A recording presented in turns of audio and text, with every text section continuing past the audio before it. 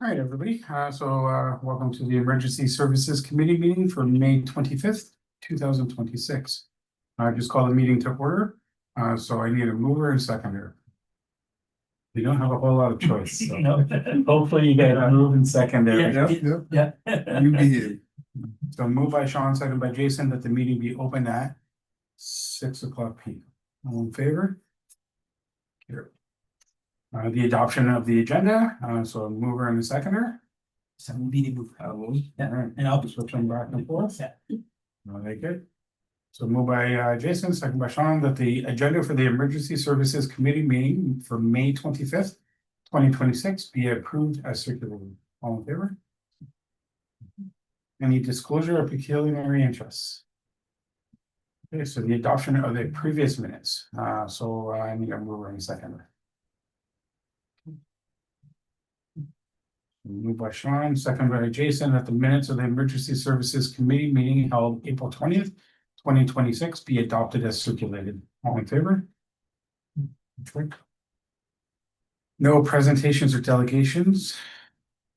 So we're down to number 6, staff report. So 6A, report from the fire chief regarding operations, training, and community involvement. All right, good evening, everybody. This is my report that's going to cover the period from April 17th, 2026 to May 21st, 2026. The purpose of this report is to keep the committee, council, and the public informed of the fire service activities.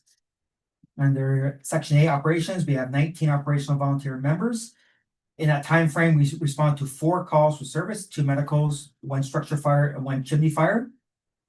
Year to date, we have 19 calls for service for the 2026 calendar year.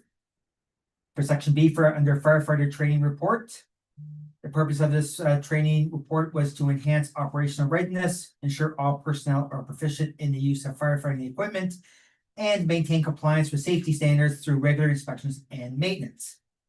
For our training overview, our types of training, we have practical and theoretical firefighting skills that we do every Monday night. Our duration is 2 to 3 hours, and our average range for participants is between 17 and 20 per training night. Over the last month, our key focus areas were SCBA comfortability and air management drills.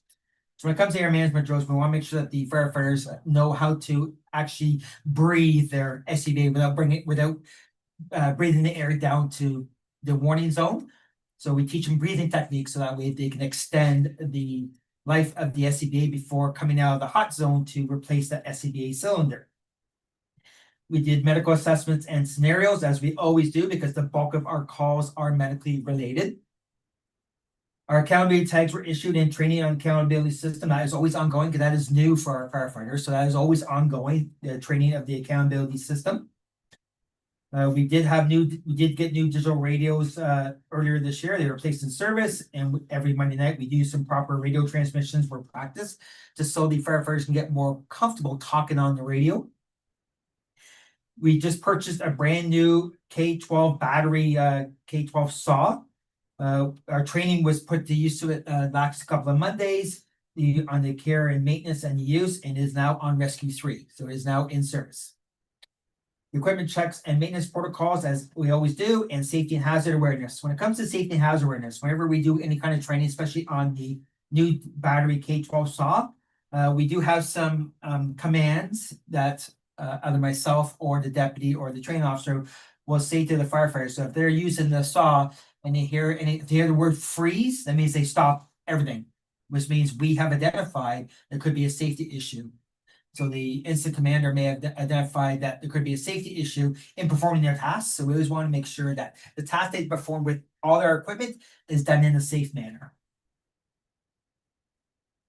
For our equipment checks during our training session, all firefighting equipment underwent a thorough inspection to ensure operational reliability. That includes our PPE, which is our gear, our bunker pants, jacket, helmet, our gloves, our boots, our balaclavas, any kind of station wear in PPE that we use out in the field. We ensure that it is ready for use, that there is no cuts, tears, burns, anything that will degrade the PPE and may put the firefighter safety in jeopardy. With our SCBA or breathing apparatus, we verify the air cylinder pressure the mask seal. So the mask seal integrity, what the firefighter does is they put it to their face, they put the mask on, they get a tight seal, and then they breathe. And if you get that, so because it's under positive pressure, so when you get that suction, it feels like it's sucking to your face. That means there's no air escaping, and that's what it means. No air escaping means no hazardous chemicals can come in through the seal, and the firefighter breathe those chemicals. And we make sure that the regular function as prescribed. Our hoses and nozzles, we inspect them for leaks, cracks, and coupling damage. For our ladders, we check to make sure that structural integrity. We look for mechanism and cleanliness. We also look for on the ladder, there's a little burn indicator. If that sticker changes color from orange to black, that tells me that that ladder has been exposed to a high heat and it has to be taken out of service and tested to make sure that it is complying with NFPA standards. And with all our communication devices, we test the radios, not only the portable, but the truck radios as well, to make sure that there's clear transmission and the batteries, they're brand new or there's full batteries in the radios. For our maintenance activities, we do the following inspections. Necessary maintenance was performed on the SCBA cylinders. If they were down low, we refill them up to maximum or full capacity. And we update our maintenance logs for all serviced equipment. So we keep the maintenance logs when the equipment was serviced. So that way I have a time frame that when this equipment would be up for replacement. For our outcomes, all equipment confirmed operational and compliant with NFPA standards. Our firefighters demonstrated improved familiarity with inspection and maintenance procedures. Our maintenance records were updated for accountability and future reference. And all firefighters, including probationary and junior firefighters, show competency in all tasks that were performed. Recommendations, we continue our weekly equipment inspections and we schedule monthly refresher training on equipment handling. So every month we'll pick one Monday, we'll pick hoses, and then we'll pick SCBA, then we'll pick ladders, then we'll pick small tools like the K12 saw, the auto extrication equipment. One Monday a month we'll pick that specialized equipment to make sure that all firefighters show competency in the use, care, and maintenance of that equipment. For our special training, our firefighters were preparing for the NFPA Firefighter 1 and Firefighter 2 certifications. Practical testing was held for Firefighter 2 was on Wednesday, May 20th in Powassan. I am just waiting for the test results. We conducted a lesson on the ERG, which is Emergency Response Guide, led by firefighters Sheridan and Cottle, and that has to do with our hazardous materials. The firefighters focus on how to locate the proper chemical by name, guide number, and ID number. So when they see the placard on the tanker truck or on the rail car, that gives us a UN number. They use that number to identify what chemicals in that vessel. And that will help us when we go to our guidebook on what our safe distances are that we need to have as a safety zone or as hot zone away from the chemical for our distances or upwind, downwind. How do we approach it? What extinguishing agents that we need to use? Do we have to call Canutech? Do we call the Ottawa Valley Railway Company, let them know to stop the trains, or that this is your train that has derailed? This is the car number. What is this? What is carrying here? So we get all the information. We get the shipping documents from the conductor, and that will tell us everything that train is carrying. See, our job performance requirements was led by Training Officer Ben Tassula. That was in conjunction with getting the firefighters prepared for the NFPA certifications and testing in Powassan last week. The firefighters removed the tracks from the gator and installed the wheels. So the tracks are now off the gator and now the wheels are on the gator. And the firefighters tested the forestry equipment in preparation for the wildland fire season. So we're all ready to go for wildland fire season. Hopefully we never have to use it, but if we do, we're ready to go. The firefighters participated in an Auto X workshop led by firefighter Sheridan. So that was one of our Monday nights. Topics included practical evolutions with the cutters and spreaders, cribbing the vehicle, patient care, and breaking of glass and safety protocols. So again, we ran an evolution, and one of the incident commanders yelled, "Freeze!" Everybody stopped what they're doing. Identify, okay, why are we freezing? What's going on here? Because again, when it happens to all of us that when we're using the cutters or spreaders, we tend to get a little bit of tunnel vision, that we're so focused on what we're doing that we don't see outside. So that's why we always have an incident safety officer or its commander is outside the hot zone to see the bigger picture, to see what's going on all around the vehicle, and their firefighters that are in the car or near the car, to make sure that everybody is safe. The firefighters also split into groups. The JPRs, or job performance requirements for firefighter 1 and 2. For firefighter 1, the ladder evolutions led by firefighter Sheridan. The JPRs for firefighter 2 focus on auto execution led by training officer Ben Tassula.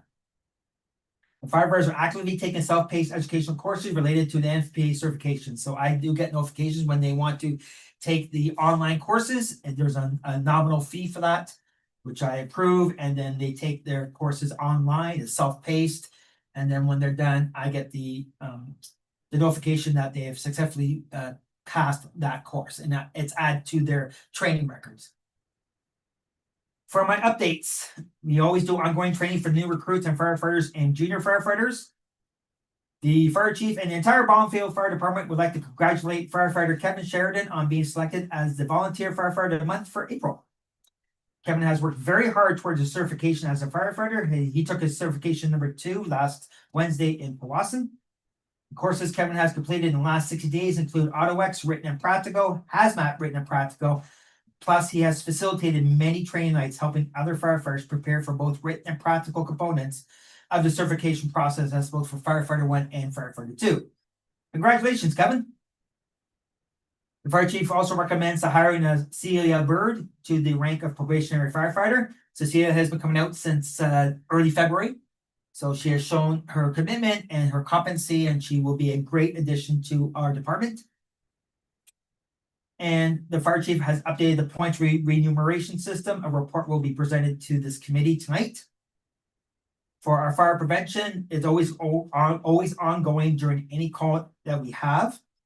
We do monthly fire prevention activities. As of so far, we've given away 12 smoke CO alarms to the residents who requested them. For our community involvement, we had no community events during the reporting period. And that is my report. All right, so we have a motion now, I guess, see? So I need a mover and a seconder. The motion reads like this: that the Emergency Services Committee receives the fire chief's recommendations to hire Cecilia Bird to the rank of probationary firefighter for the Ballinfield Volunteer Fire Department. So a mover and a seconder.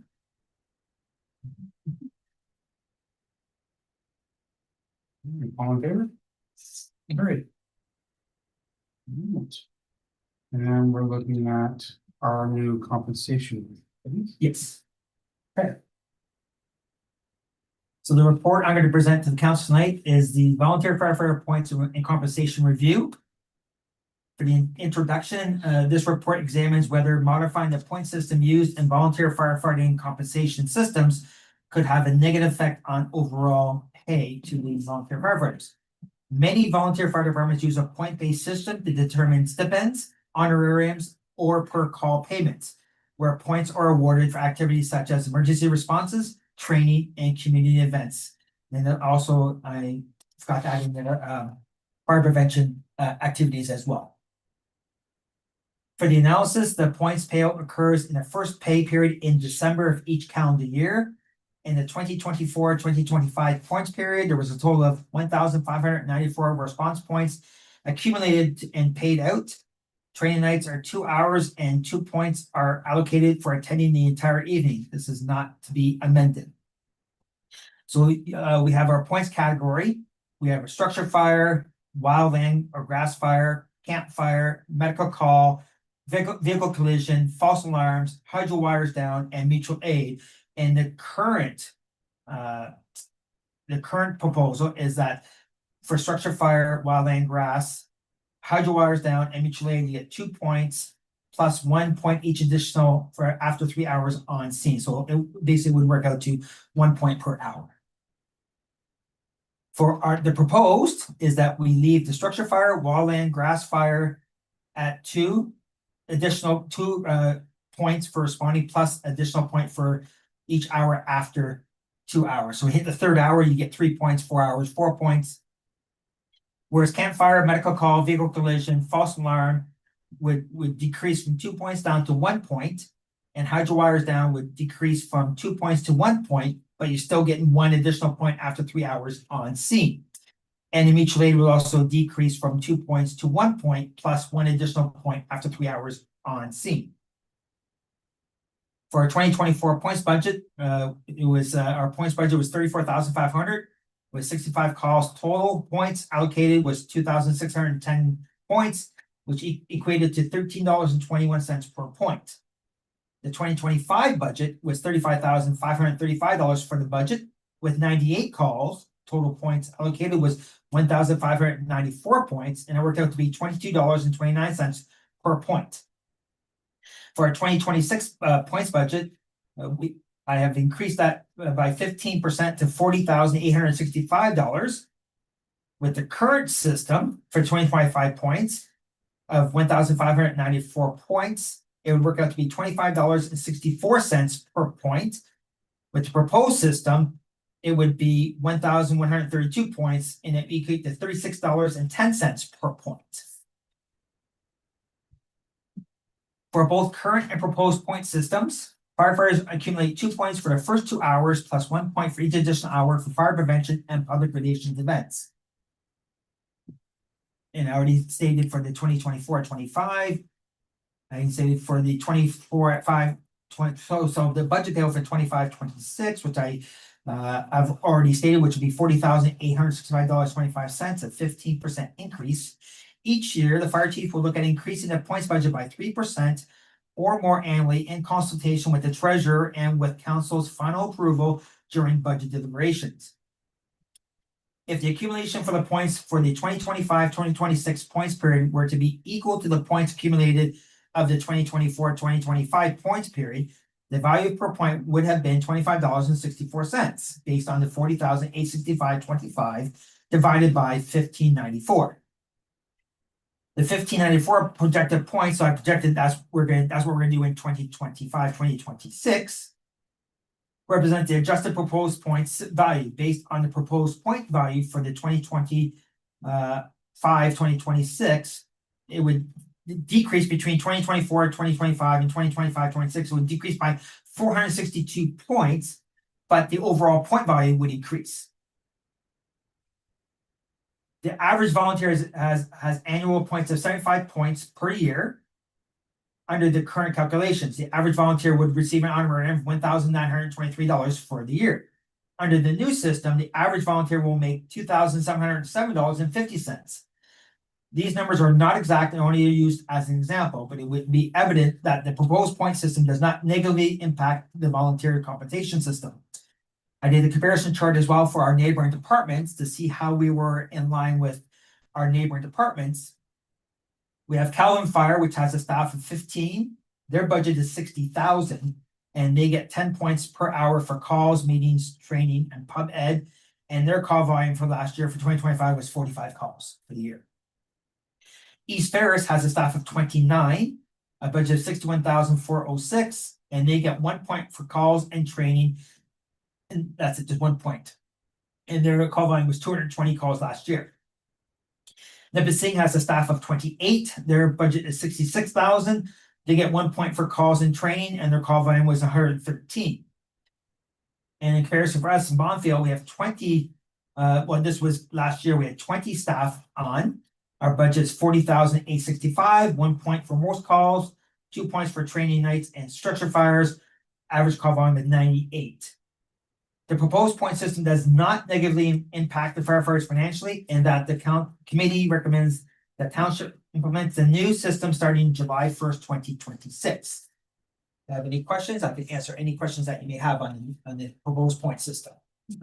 So why do you feel that it needs to change? What's the benefit? The benefit is it shows the value that we are going to compensate our volunteers more in lines with be higher than the minimum wage. Whereas right now, the current point system, if we have a low call volume and a low budget, then it works out per point is less than the minimum wage.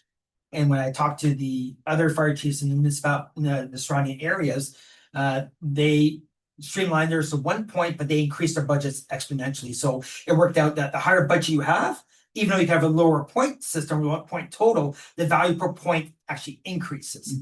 So it shows our firefighters that, you know, we want to compensate them fairly for the time up that they're given from their families and some of them come right from their jobs. Of course. Yeah. So my only comments, and you might be able to talk me out of what I'm thinking, is you have great response rate now. Yes. With changing the point values, do you see your response rates going down? If the guys are getting a call and, as you said, they're coming right from work or they're spending time with family, and maybe it's not a really serious situation, Right. where not everybody needs to attend. They're like, you know what, maybe for this one thing, I'm not going to bother tonight. Whereas maybe the reason we were having such good turnout for some of those lesser calls were because of the point value. I truly believe that regardless of the point value, we have such a dedicated department that, like on Saturday, we had a grass fire, I had half the department there. And then we had a medical call a couple hours later, and I had a quarter of the department. Back again. Yeah, back again, so, yeah. Okay. And you've run this through with your officers and talked with your team and. Yeah, so I've talked to the CEO and she's gonna come to one of our train nights to answer any questions that the firefighters may have. Okay. Cause I've talked with my officers and I see from their perspective, we're saying, okay, we're getting less points, then that's devaluing us.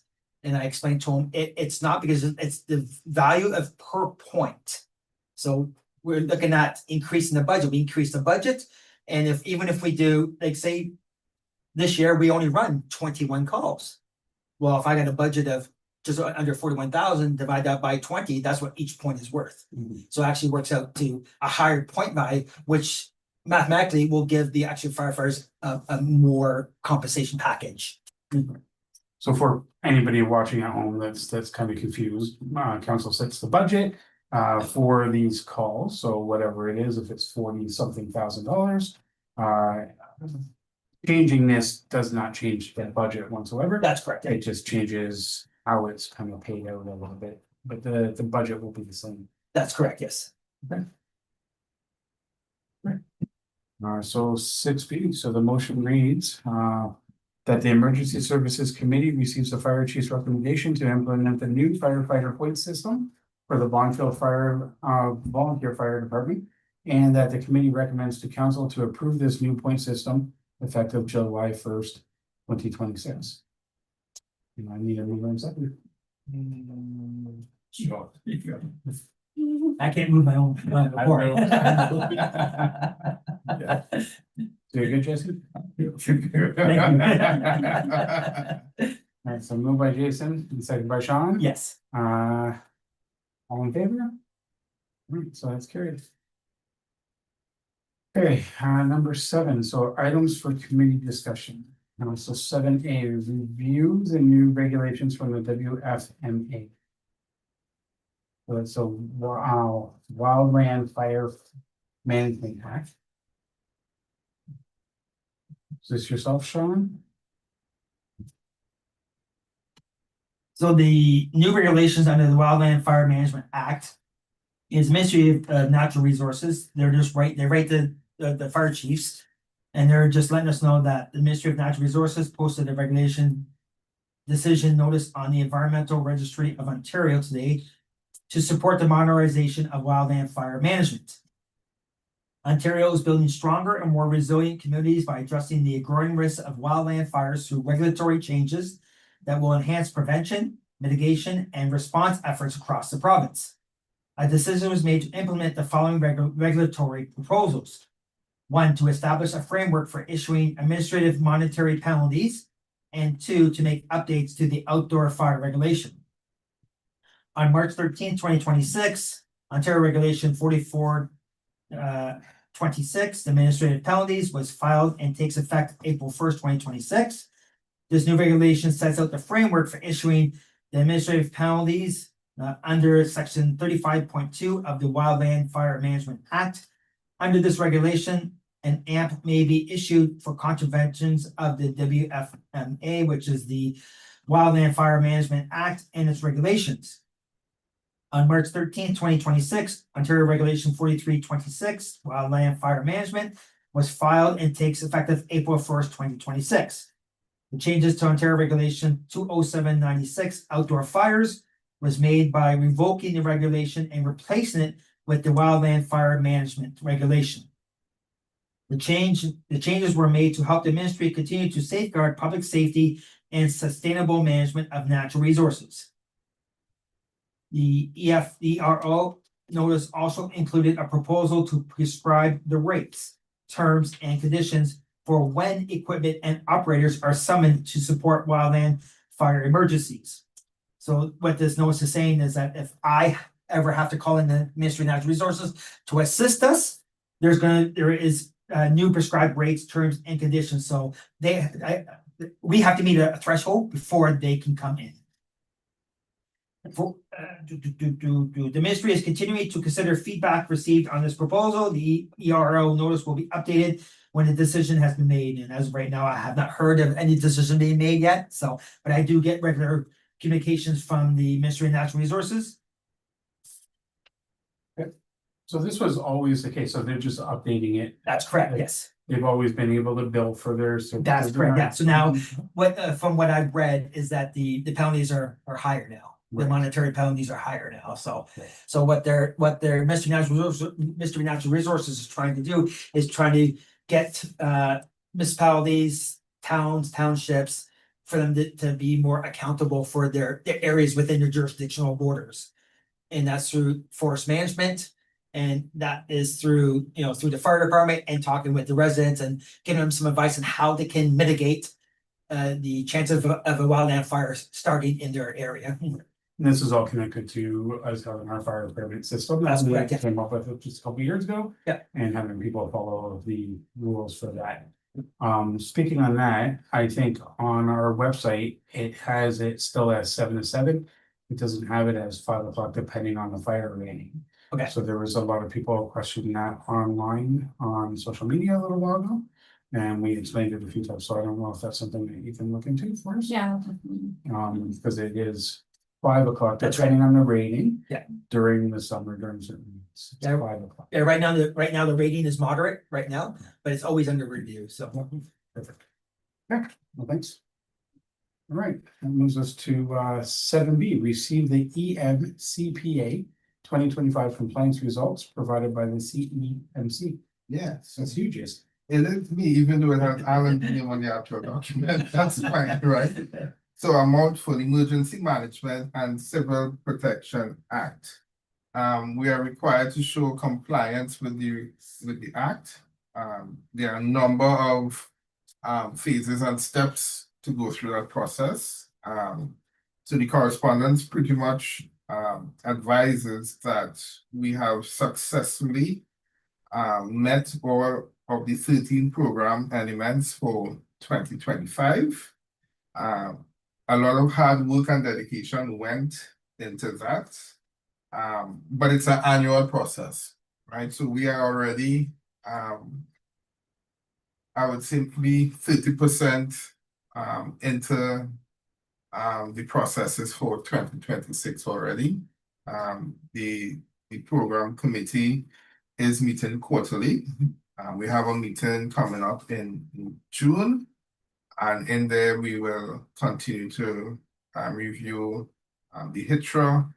The emergency response plan is mostly reviewed already, and then we go into public awareness, training, doing drills, and so forth. So all of those things comprise the other 13 elements. So good result, and I'm sure we will continue in similar vein for this year. No real, actually there is one significant change that we are making an emergency response plan. We put in an entire appendix around evacuation. So if we do need to have a mass evacuation of the township, what what that looks like, how it's going to be managed, and some alternatives for that. So that will come through the rank shortly to be. So based on these compliance results, was there anything that was, that we need to improve on or need to set up? Was there any concerns? There was no concern. I think the flood of last year would have really tested our provisions, and that would have driven the improvements more than the review of our compliance. So we are in good stead. Well, shout out to Alan and anybody he was working with, great job, and will be on your shoulders now. It's on my shoulders now, and shoulders. Yeah. Okay, guys. So that brings us to 8 resolutions to be considered for council. We've already done our motions, so we have no other resolutions. No correspondence, no closed sessions. So it moves us to adjournment. So I need a mover and seconder. And Sean's turn. Moved by Sean, second by Jason, at the meeting, the adjourned at 6:31 PM. All in favor? Perfect. Thanks, guys. That was carried.